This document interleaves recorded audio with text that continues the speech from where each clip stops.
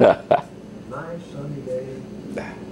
We were about. How much did you get paid? Huh? You said you had to buy the boots out of your own pocket. How much did you get paid a month, or Got $50 extra. $50 extra for a parachute? Huh? We got $100. $100 a month. Officers got $100. They got a full $100. What did the men get? Huh? What did the men get? We got $100. See, $50 was basic pay. Basic pay, okay. Basic pay. Then of course if you was a sergeant or a corporal or rank and everything, you got Right. rank pay. But the basic pay was $50, but we drew $50 jump pay. But we had to qualify. That meant you had to take one jump a month anyway. Really? You had to jump once a month to qualify. Now sometimes they're a little loose. I mean, they'd have 2 jumps in a week or something like that at the end of this type of thing. But anyway, in order to qualify, we had to. Once a month, about average. Huh. So. In Holland, I was in the door.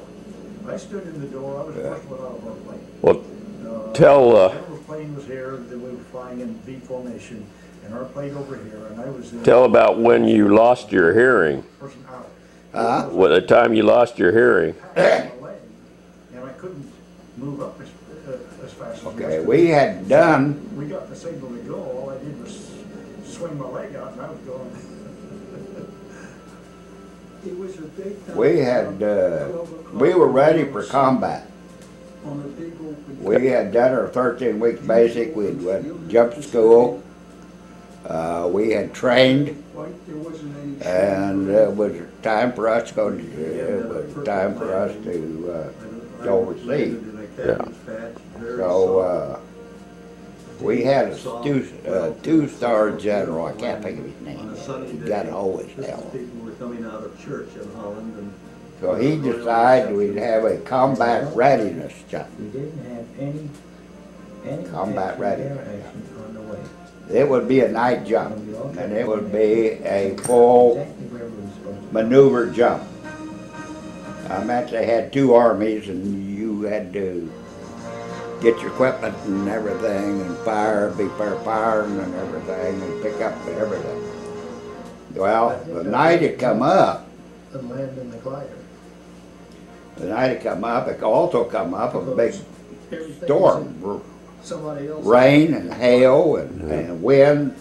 This is Fort Bragg, right? At Fort Bragg? Right, Fort Bragg, it was a hell of a storm. Hell of a storm. I'll take my chances on myself. It come up. We had door loads in there. By door loads, I mean we had stuff on skids inside that we had to push out before we jumped. And this was out of the what? The sea? What were those planes? Yeah, and we had belly loads of supplies that they dropped supposedly after we jumped. A lot of times they dropped them after we jumped, so we'd land with them. That damn supply crews would be coming down, and boy, if they hit you, shoot you, they collapse your damn ship. Yeah, you'd be it. So, but anyway, we were going along there, and they had fighter escort. No, we never had fighter escort in combat, but it had fighter escort. And it was dark and everything. 4 planes ahead of me. We were Sea Battery, and that was part of headquarters battery. Part of the headquarters battery plane. And the fighter hit the wing of it. They both went down. Of course, we kept going when they were going down. And we were going down. And when that damn thing exploded, when they both exploded, I would guess I was around 60 feet, 60 or 70 feet. So you jumped out. You jumped out. When I jumped out, when they exploded, I was almost directly over the top of them, The tow pilots you know, Uh-huh. were briefed to and go about in 60 or as low as 70 feet possible. So above we them. went in at treetop level. And that concussion just And took this was me, a great advantage just took me to- clear up to in the- the air, to and I the went tow clear planes up past and the other because airplanes, we clear, could see clear the up, enemy clear. down there, and they There, couldn't, they sky. couldn't move their And but you could see that big ball of fire, and fast enough to it keep lit the back whole with us, so it was to our countryside, advantage, kind of but, countryside up, you it know, was and kind of everything. scary to And several times. but I couldn't hear a damn thing. I couldn't hear anything. The red flash of tracer bullets between And the I tow started plane coming down, and and the glider. when I There landed, was five shells in between those. Anti-aircraft fire is probably more dangerous to life than Lieutenant anything else in the sky. says, yelled at me, and I shook my hair to get over In there. addition to the fact that even And, in the best conditions, you're making a He controlled blew in my ears, and Blew in yours. the areas blew, they consist blew of in my ears and paratroops everything. is not wide open Well, plains. it didn't seem like it helped. But a little bit later, I All started is getting some. notoriously heavily built up, I could fenced, start and a fence and a glider hearing mix very well. different things, you know, loud things, and Now, hear. unfortunately, I glider could gradually start has to hear a problems. little It's not a bit. question of losing Uh, one or two men. It's usually losing the entire. but we had to- body of war. We had to Tactically, is the gliders carry as- bring in all the supplies, and they were all color coded. Which can be a serious They were problem. in Or big bag, canvas bags, and they had red for ammunition, and blue for machine guns, and different, you know. You're in a hurry to get So out. we knew what we were given. We had To land that carts, plane or little something. We didn't have any two-wheel shoes. carts, and, So we were- little we were- flashlights. We were So, sure looking forward for that. First thing I had, I come walking, I come out there, and I saw a We lit. pair of parachute yeah, boots yeah. out of underneath We hit a canopy. They did a good job. And I thought there was some Right guy by- joking, yeah, loping, beach. go bricking and everything. We couldn't wait to get out. And that sure as hell was no time to be go bricking or anything like I that. think we were 15 So I feet went from up there the and beach. kicked him. And what he had done, he put his parachute over his gas mask over his parachute. And he had what they call a streamer. He just partially open, and he come down, and it just drove him into the ground, and just drove him into little pieces, you know, and little short pieces. So I went over and flagged down a medic, flagged down some medics and told them about it, told them where it was at and everything. So then I started walking, and I walked on into I got into the pine trees, into the tree part there. And there was 4 or 5, 6 paratroopers over there, but they were with an infantry division. The American Army. And I didn't know him. There was a captain there. And this captain says, why he didn't pick one of his old damn men, I don't know, but he picked. He says, soldier, he says, have you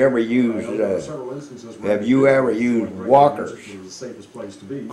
Tree climbers, walkers. Well, we had the nomenclature, and we went up a couple times and showed us how to do it and how to put them on, and how to sink them in, and this type thing, you know, and all that. And I said, yes, sir, I have. Well, he says, there's a dead officer up there in that tree. You know. I want you to go up there and cut him down. And you didn't go around it. so I went over there and put these climbers on. I had climbers, but I didn't have a safety, didn't have a safety belt. But I did have a nylon rope. I had a 50-foot, we all carried 50-foot nylon ropes to let us down and stuff. We jumped in the ditch. So, And I climbed up there. He said probably. It's probably 60 or 70 foot Apparently he had seen up to where the branches where he was. And what he had done, he'd come into the trees with his canopy. The canopy hit the trees, hit the branches and everything, held him. And swung him out and swung him into the trunk of that tree. And it broke his back and broke his neck and his back and everything. And he'd been up there, probably 3 or 4 hours maybe. And rigor mortis sets in something like that real fast. Don't you know, if it's a violent type death, the rigor mortis sets in pretty fast. But he was stiffer than board. And so I could barely reach him. How high up were you? Probably, I would say between 60 and 70 foot high. So anyway, I put that rope around the trunk of the tree and around me so I could stretch out there and I could push his hand. And I kept pushing his hand back, got him swinging up there so I could caught his hand and held it under one arm. And I had my knife in my boot there. And I could reach down and get my knife. And I was able to cut half those perhaps the easiest job in Operation Market Garden. You're jumping closest to the projected half of force on them, got half of them done, and they have to seize the bridges at Eindhoven, which let him fall down, route. Let him fall down the trunk of the tree. So then I climbed down there and cut him on down. First one in, and then the second, the bridge clear up at Arnold. But it was the one man that we just got. That was pretty damn. That was pretty damn rugged experience. Yeah. You know. Yeah. Two railroad, two highway bridges.